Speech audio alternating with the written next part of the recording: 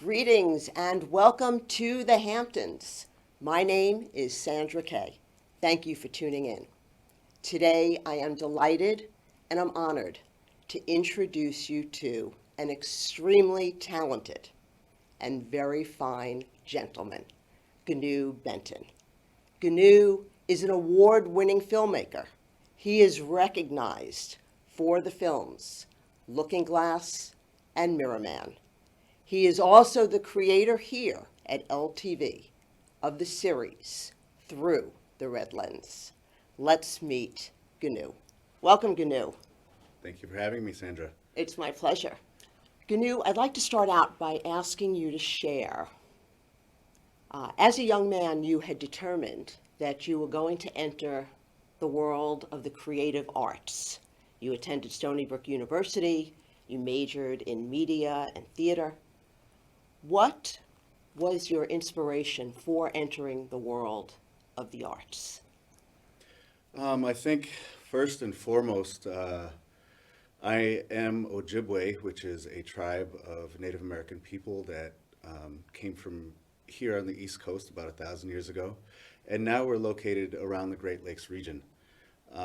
As Algonquin people, we are an oral history people, meaning that even though that we do have writing in our systems, a lot of our culture is song and dance based, and we practice the physical manifestations of our oral history.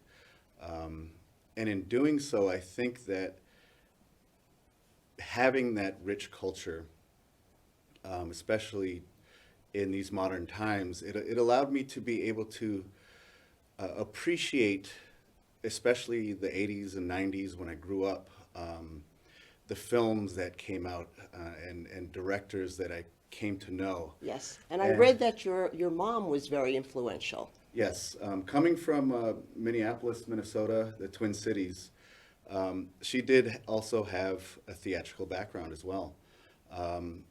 And being a powwow dancer and a powwow singer, as we've seen on one of your episodes. Yes, and we will get to experience at the end of the show, towards the end of the show. We look forward to it. Yeah, so I think part of that growing up, being raised traditionally, you are put in front of your peers and you're often asked to display your cultural heritage to those people who don't know. And I think here, growing up in the Hamptons, having a reservation nearby, I think it was actually a great space to be able to share who I was with our community, Southampton, non-native kids. Yes. And in doing so, you're taught to recite oral tradition stories and how that plays a part in who we are and where we come from. Yes, and as I've gotten to know you, you are certainly very passionate and a very spiritual gentleman. I'd like to move straight to, because we have a number of films here to talk about, your first award-winning film, Looking Glass. You are a 2007 Ford Foundation Fellow. Yes. You have received numerous awards for this film, including Best Writer, Best Director, Best Concept. You received the Peace Initiative Award and the Russell Bates Indigenous Award. Yes. So, having said that, can you share with us a brief synopsis of the film and why you wrote it? Okay, so Looking Glass wasn't my first film. Right out of college, I did, like you said, major in theater. I did make a few short films there. And I lived in New York City at the time when the script for Looking Glass, a short film script, gave me the honor of being a Sundance Fellow in 2007. But such as life is for a lot of Native people, I had to take a break from my filmmaking and go into the workforce and earn money, and a lot of that came from my children. Yes. So once it came time to think about myself and my dreams and getting back into that again, Looking Glass was definitely my first venture to be able to create that. And Looking Glass is a short science fiction film, and its premise is about time travel, uh, loosely kind of based off of the H.G. Wells Time Machine in its structure, but oftentimes as Native people, we tend to think of ourselves in the context of colonialism. Yes. Because it's a true story. We can't hide from certain things. It's the way the world is. But there is a part of, I can't speak for everybody, Yes. but I was sitting at a drum group one time, and at that time I was singing with a drum group called The Boys. And there was a drum group member by the name of Little Man, and he basically, we were talking about all the atrocities of the world and all that stuff around the drum and everything, and he said, man, I wish I had a time machine. I would go back and stop the boats from coming and colonizing everything.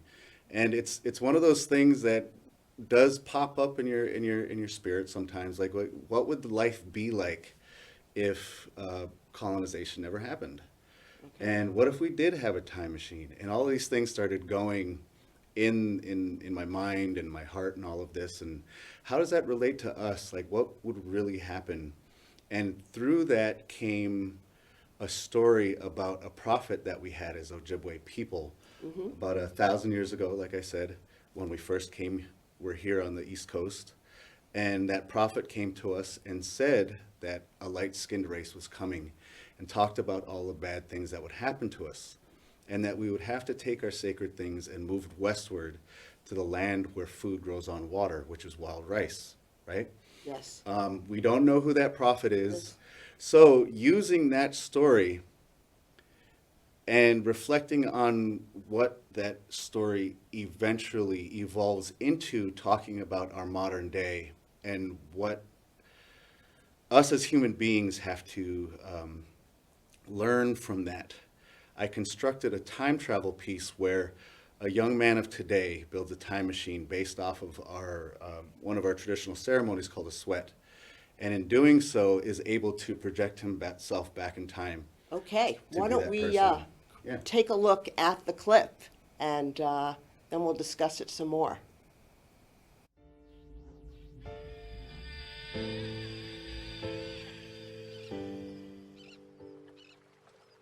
You see, son, all that ever was or will exist is already in the land itself.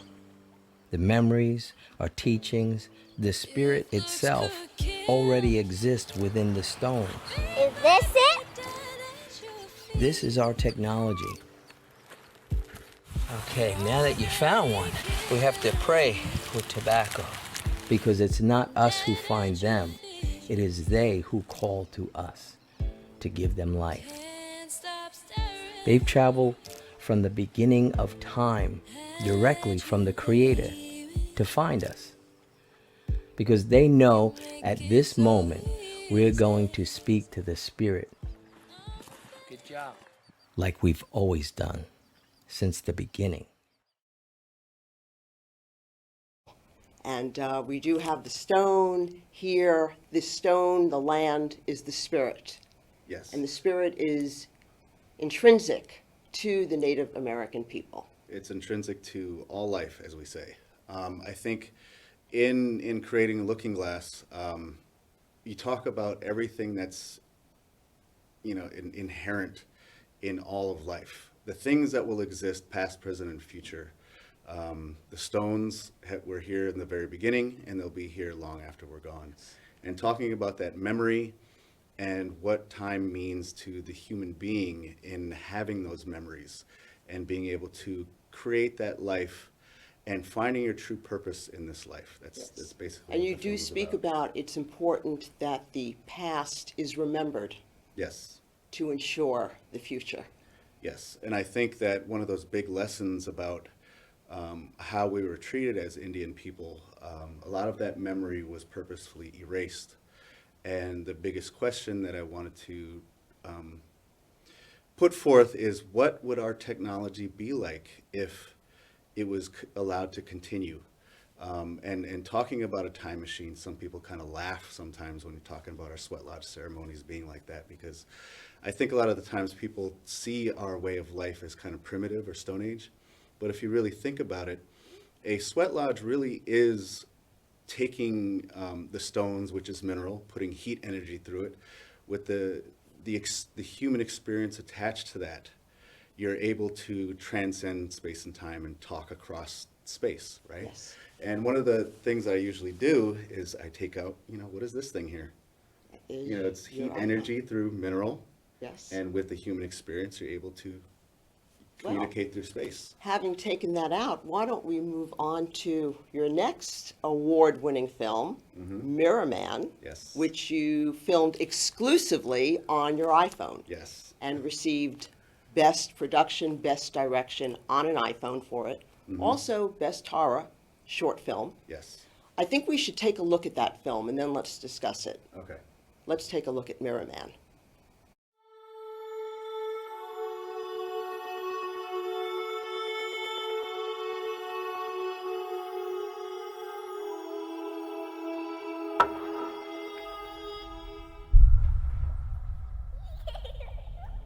Hello? I saw you. Officer Woods, the base?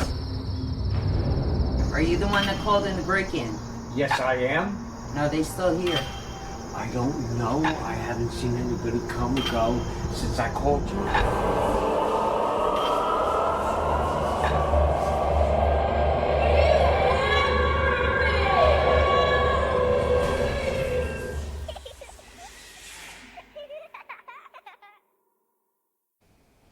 Wow.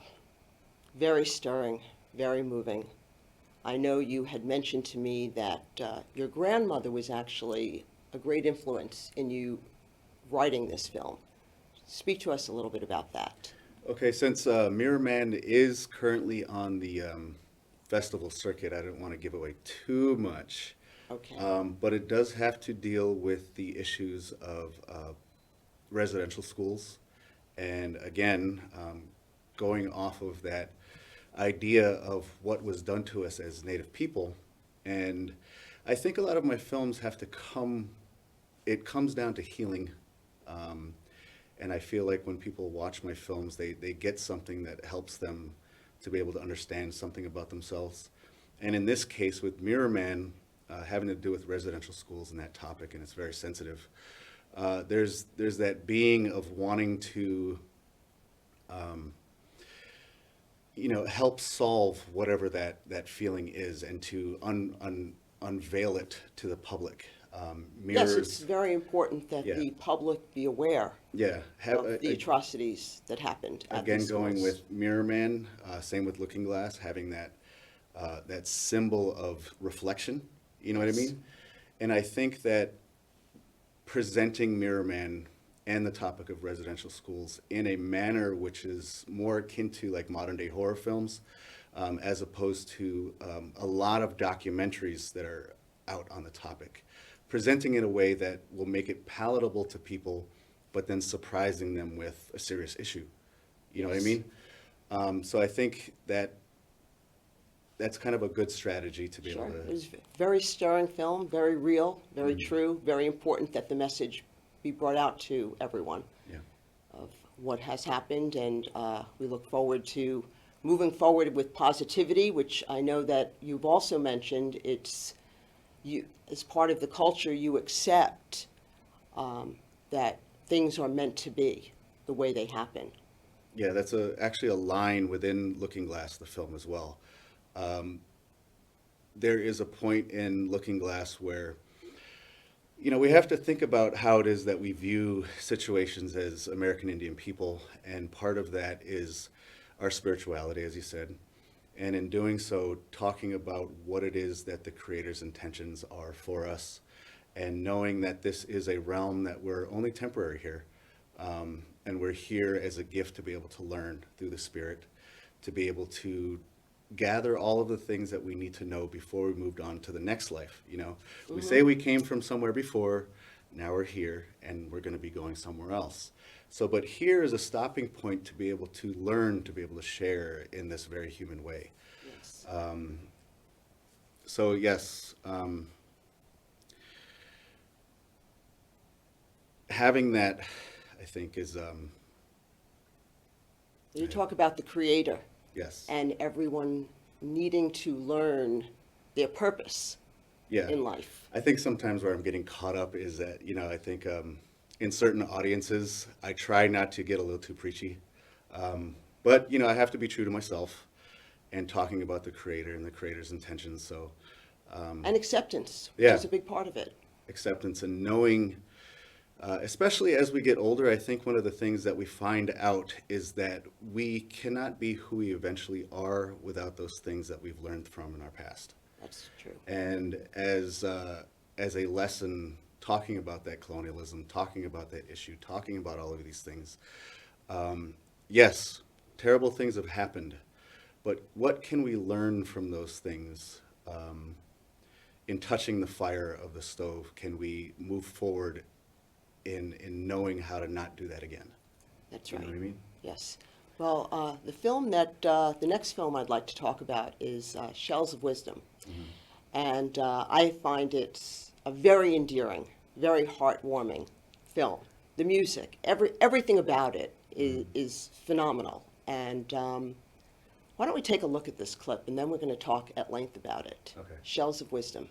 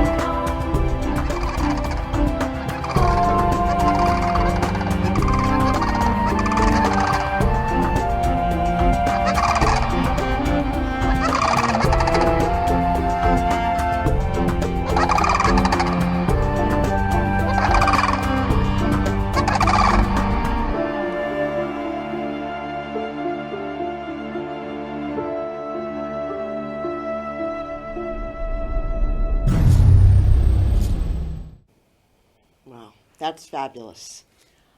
Heather Henson, the daughter of Jim Henson, asked you to write this film, the creator of the Muppets, and we see the puppetry on stage here. Talk to us a little bit about your learning how to create the puppets and to use them in filming. Okay, so I didn't create the puppets, but the Jim Henson Company did. Okay. And these are the actual puppets they tore a very beautiful play called Ajijak on Turtle Island. And it was written by a gentleman by the name of Ty Defoe, who's also an Ojibwe playwright. Very talented, very gifted, songwriter as well. And I was tasked to create a 25 to 30-minute film that would tour Nebraska. And I just got done with that tour a couple weeks ago, and I am back from that. And what I was supposed to do is show the film to all of the Native kids on the eastern part of Nebraska in the Native schools. And in doing so, prepare them for the play that's going to be playing at the Lead Center in Lincoln, Nebraska. Okay. So- How have the students reacted to seeing this film? I think today, the bigger picture is representation. And I think that's one of the biggest positives Not only the morals and the lessons of Shells of Wisdom is the name of the short film, Lessons from a Jijak, but what they Tell got. us who a Jijak is. A Jijak is actually the Ojibwe word for crane. And in our oral history, the crane really is a savior of all mankind in a very dark time in our human history. But in doing so, reflecting what a Jijak role plays today. Because again, going along with that theme of looking to the past is going to allow you to be able to solve the future. And I think that's a running theme in my films where I think being Native, everything that deeply roots me to the past is how it is that I solve problems for today and the future. Yes. So a Jijak basically, as you see, he flies into the other universe to save Tatanka. And Tatanka is the buffalo. Yes, Tatanka means buffalo in the Lakota language. And in this story, he is a cosmic being that is the guardian of the river of life. And in doing so, if we don't treat the earth or each other with respect, it makes Tatanka basically weak. And as you see in the clip, the young man who's playing the drum with his father, they are also the same people in Looking Glass, the same actors and the same characters. I asked them very much if I can do that, and they said, yeah, that'd be cool to kind of transfer those characters over. But in the story, as soon as that little boy plays the drum, Yes. he gives strength to Tatanka because he's learning his traditional way of life, and it's giving him strength. Because in doing so, we are giving food to the spirit when we sing, when we pray, when we do all of these things that the Creator really originally intended us to do here on life. Well, having said that, would you give us an example of what the drum sounds like? I know that you also lead the group, the Young Bloods. You're a lead singer. I had the privilege of seeing you at the Shinnecock Powwow, which was fantastic and moving, and we have your drum here. Can you share with Yes. us? So, of course, as you've seen at a powwow, these drums are much bigger, and we literally call them big drums. So for today's purposes, I have what we call a hand drum. Now, the hand drum is shared by many cultures around the world, right? And we say that the drum, of course, is the heartbeat of the people. And in doing so, we say that this being here reflects our own spirit, our own heartbeat, and it is the symbol which it is the symbol that unites the spirit realm and the physical realm, and why music is so integral to our life as human beings, that every culture has music, every culture has the drum, because it's what moves us, and which is why it is a very important part of our ceremonial way of life, right? So when we sing, we say that is the sound of the spirit moving from one person to the other. And it gives strength, and it Yes. gives strength to life. So one quick thing about Looking Glass.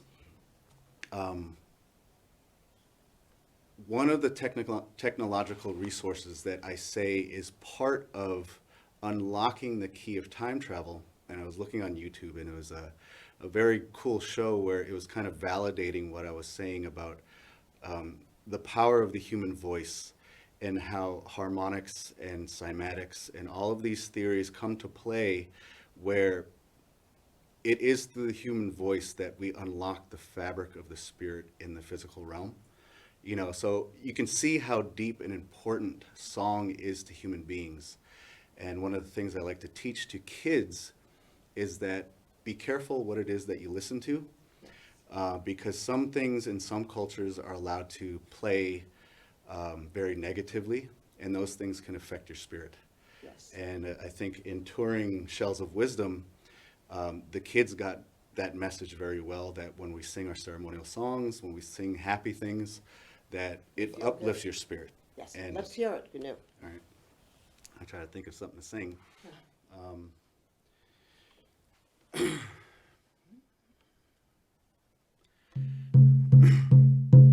And this song is actually created by Josh Richardson, who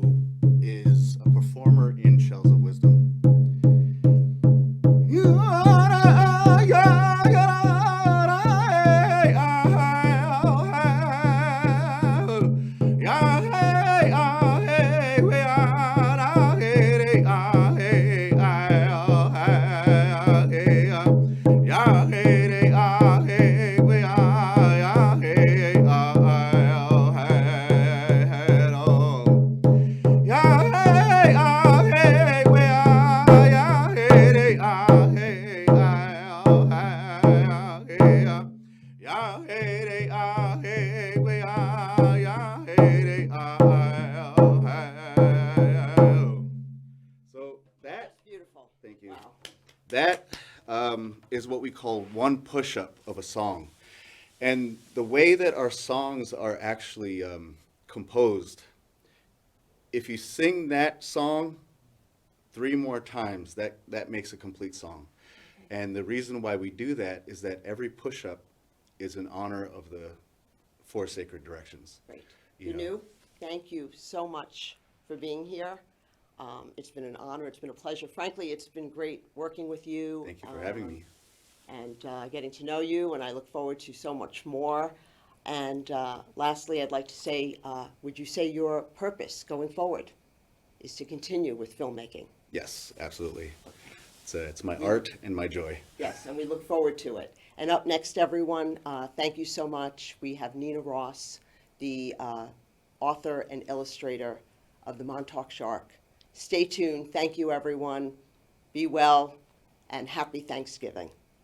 It's time to give thanks.